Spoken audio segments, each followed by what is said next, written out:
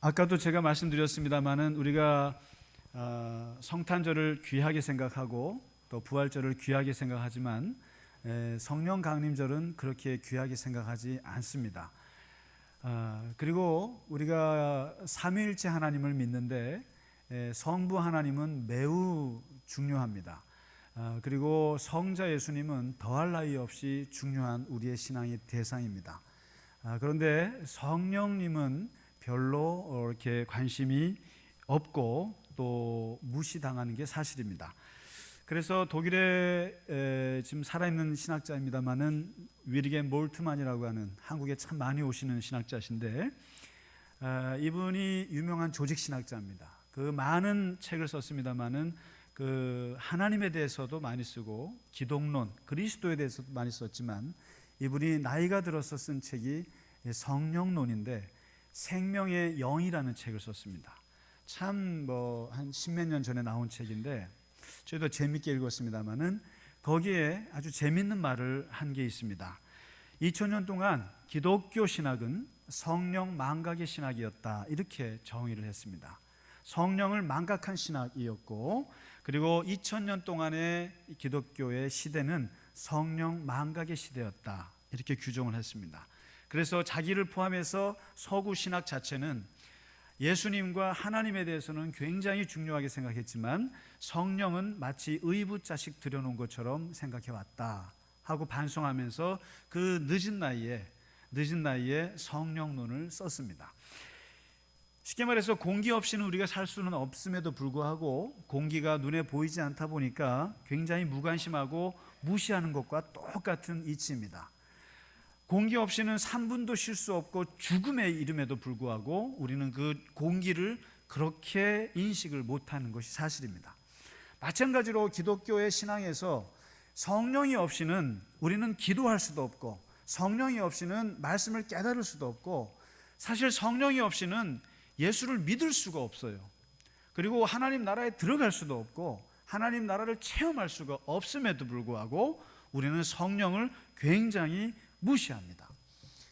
어떤 면에서 불행인지 다행인지 몰라도 요즘같이 미세먼지가 그냥 이렇게 문제가 되니까 그나마 공기가 중요하다는 것을 이제야 깨달은 것처럼 오늘날 기독교계에서도 이 성령을 서서히 깨닫기 시작합니다.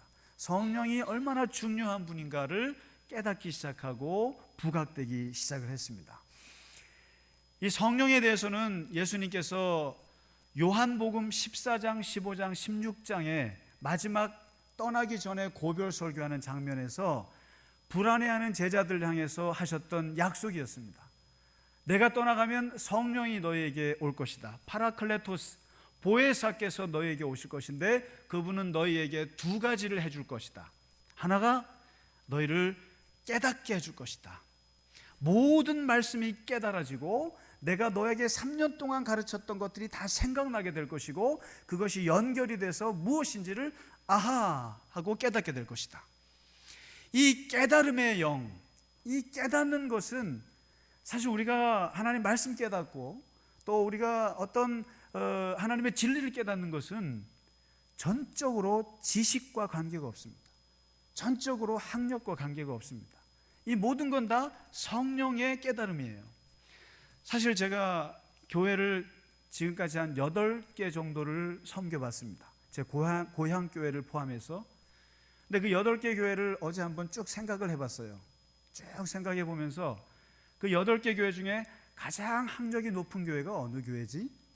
어느 교회일 것 같으세요? 새사람 교회입니다. 제는 그렇습니다. 제가 경험한 가장 학력이 높고 가장 지성이 높은 교회가 새사람 교회예요. 그런데 혹시 서운하게 들리시더라도 이해해 주시기 바랍니다. 영적인 지식은, 영적인 진리는 이 학력과 관계가 없다라는 것입니다. 관계가 없다. 아무리 많이 배우고 아무리 학력이 높아도 영적인 지식을 깨닫는 것은 국민학교밖에 안 나오고 초등학교밖에 안 나온 분하고는 전혀 관계가 없어요. 1800년도에 미국 선교사가 어떤 분에게 성경책을 딱 전해줬는데 성경책을 딱 받고 누워서 봤답니다. 누워서 보다가 읽다 보니까 이게 누워서 볼 책이 아닌가벼. 앉아서 봤답니다. 앉아서 보다가 이건 앉아서 볼 게 아닌 것 같아. 무릎을 꿇고 보기 시작합니다. 예수를 만났습니다. 거기서. 이게 하나님의 진리 예수를 만나는 것은 학력과 지성과 지식과 지혜와 세상 경험과 전혀 상관없습니다. 이것은 성령의 역사입니다. 성령의 역사입니다. 제가 아는 분 중에 우리 교인이에요. 그는 평소에 말을 잘 못해요. 어눌합니다. 그런데 그분에게 기도만 시키면 기도가 너무 잘해요. 너무 논리정연하고 너무나 차분해요. 그래서 제가 그분에게 말했어요. 당신은 말하지 말고 기도만 해라. 말할 때는. 근데 저희 동기들이나 저희 신학교에서도 보면 많이 봐요. 공부 되게 못해요. 그리고 말을 못해요. 잘. 그런데 강대상에만 서면 사람이 달라집니다. 저도 그런가요? 저는 내려가면 말을 더 잘합니까? 이게 사람이 영적인 진리는, 특히 교회라고 하는 것은 진리 공동체예요. 말씀을 깨닫는 공동체입니다. 근데 그 영적인 진리를 깨닫는 데는 전혀 지식과 관계없다는 거죠. 그렇기 때문에 뭘 말해주냐면은 성령이 오시면 누구에게라도 그것을 깨닫게 해줄 것이다. 그래서 우리가 만일에 하나님 말씀을 깨닫고 눈물을 흘리고 손바닥을 쳤을 때 아, 이것이었구나. 그래서 내가 인생의 방향을 바꾸게 될 경우에는 그것은 아하, 내가 박사여서 그렇구나. 그게 아니라 하나님의 성령이 임했구나. 성령이 임해서 나로 하여금 하나님의 말씀을 깨닫게 하는 거구나. 이겁니다. 모든 깨달음의 근원은 성령이다. 그것을 분명히 말씀하셨습니다. 그리고 두 번째 약속하신 것이 뭐냐면은 성령이 오시면 너 옆에서 너를 항상 도와주실 것이다. 모든 일을 도와주실 것이다. 지켜줄 것이다. 대표적인 말로 고아와 같이 버려두지 않을 것이다. 외롭지 않게 할 것이다. 항상 일거수일투족을 도와줄 것이다. 사도 바울은 이렇게 얘기를 했어요. 성령님은 우리를 볼 때마다 가슴을 치신다. 가슴을 치신다. 말할 수 없는 탄식을 하신다. 답답해 죽어 하신다. 너무너무 답답해 하신다는 거죠. 왜 답답해 하시는가? 기도를 못해서. 하나님께 기도를 못해서 너무너무 성령이 답답해 하신다는 거예요. 그래서 성령께서 말할 수 없는 탄식으로 무엇을 구할지 알 바를 모르는 우리의 기도 그 문을 열어주시다는 겁니다.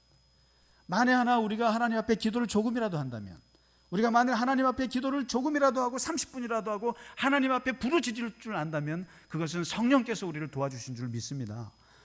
그리고 만일 우리가 지금 그래도 건강하게 와서 예배를 드리고 이 자리에 와서 하나님을 예배할 수 있는 것은 성령께서 눈동자처럼 우리를 지켜주셨기 때문이라는 거예요. 분명히 예수님은 약속하시기를 모든 보호의 근원은 성령이시다. 그래서 이 두 가지 보혜사 성령을 약속하셨어요. 그리고 예수님이 돌아가셨습니다. 유월절날 돌아가셨어요. 돌아가시고 부활하시고 40일 동안 제자들이랑 같이 있었어요.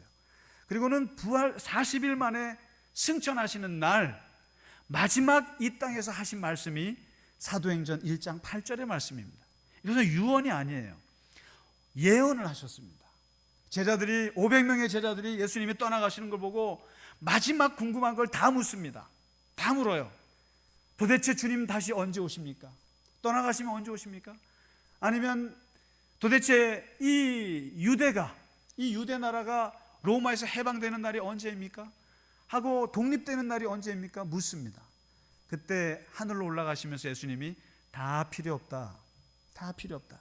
언제 내가 오고 언제 독립이 이루어지고 언제 통일이 이루어지고 언제 이 나라가 성장하고 언제 이 나라가 잘 될지 그런 거 관심 갖지 마라. 너희는 오직 성령을 기다리라.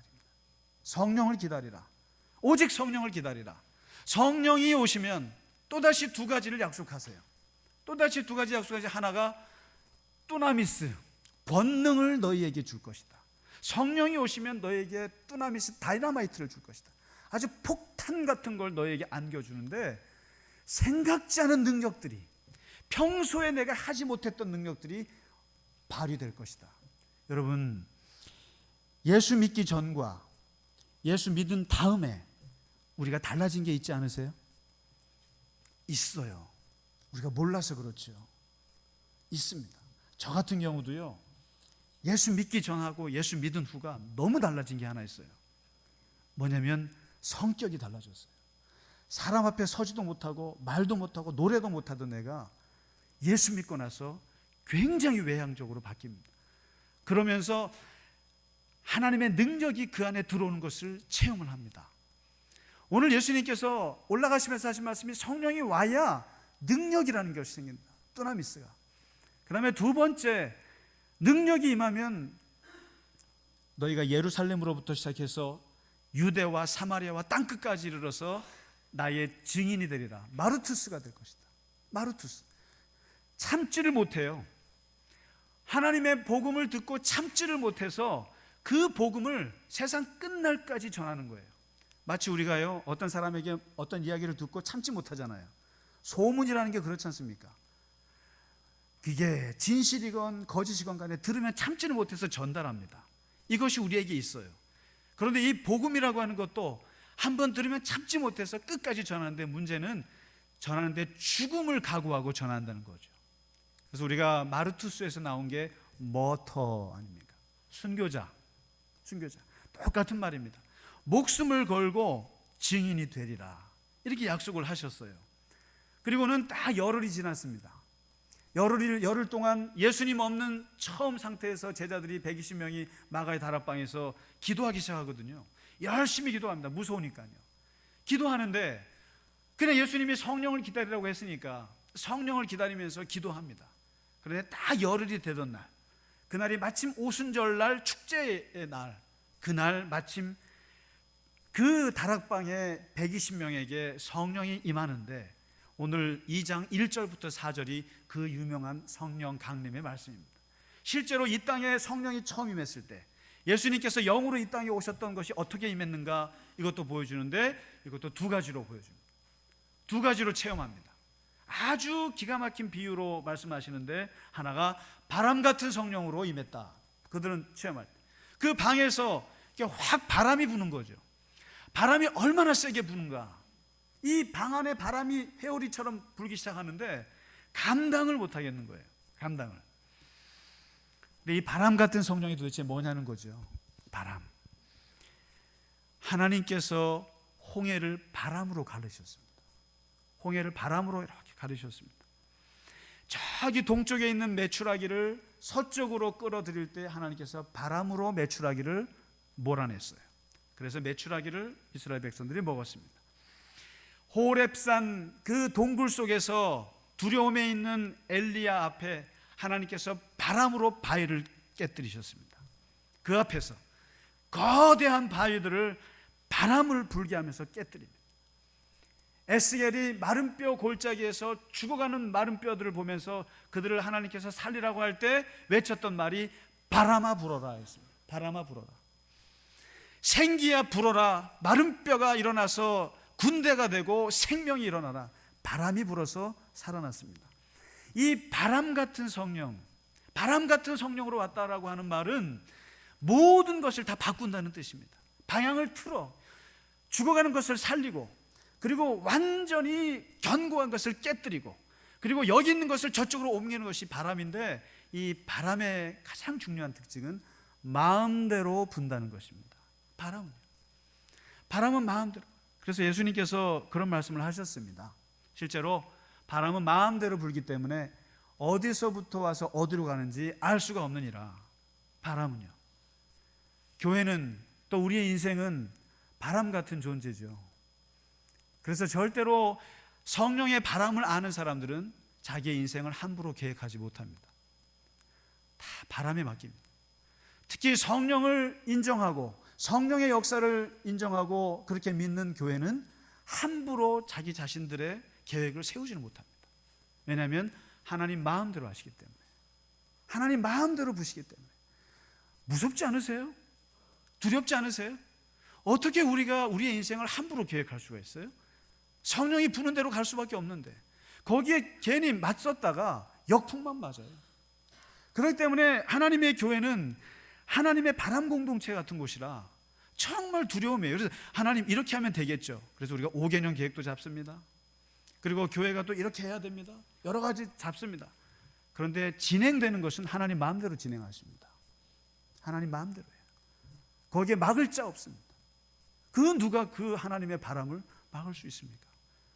항상 하나님의 성령의 바람을 아는 분들은 그 바람을 어떻게 탈까?